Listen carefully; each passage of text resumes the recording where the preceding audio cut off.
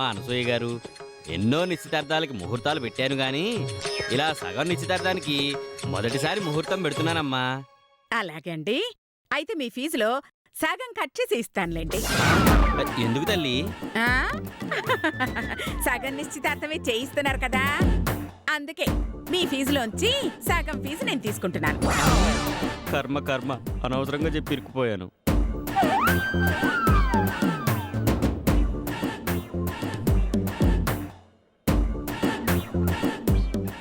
అమ్మా, రేపు ఉదయం 11:39 మంచి ముహూర్తం ఉందమ్మా. నిశ్చితార్థం పెట్టుకోవచ్చు. సంతోషం, అలాగే జరిపిద్దాం. ఇక పెళ్లి కూడా ముహూర్తం పెట్టేస్తే ఓ పని అయిపోతుంది. అలాగే అమ్మా.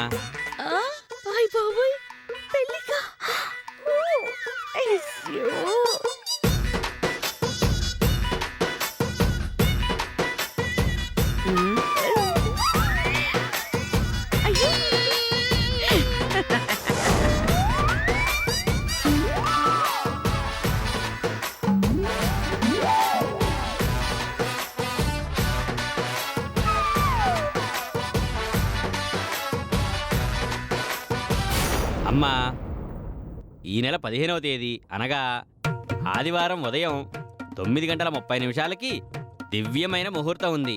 ఖాయం చేయమంటారా?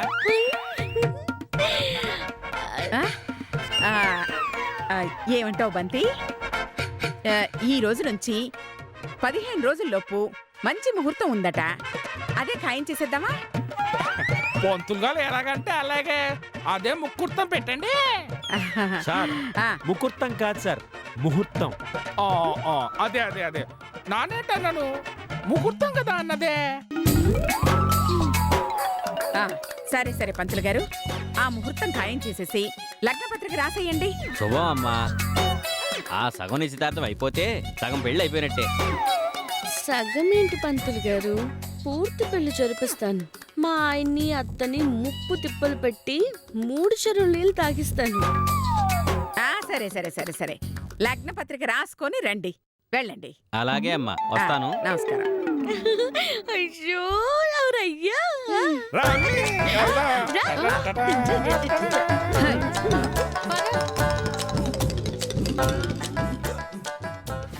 అయినా ఏంటమ్మా ఇది? ఆ బసంతి నేను పెళ్లి చేసుకుంటే నా పేకి నేను ఊరేసుకున్నట్టే. నాన్న, అనవసరమైనవి ఏవేవో ఆలోచించుకురా.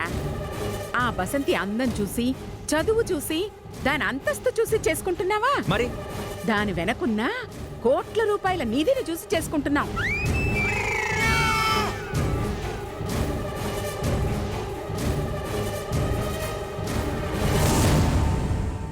కరెక్టేనమ్మా.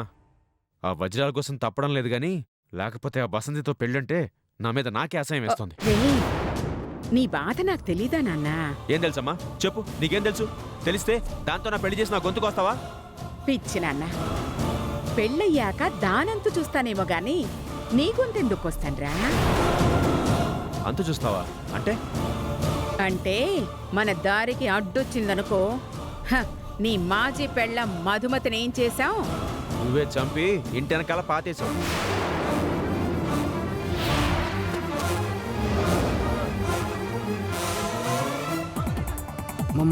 మధుమతిని వీళ్ళే చంపేశారు.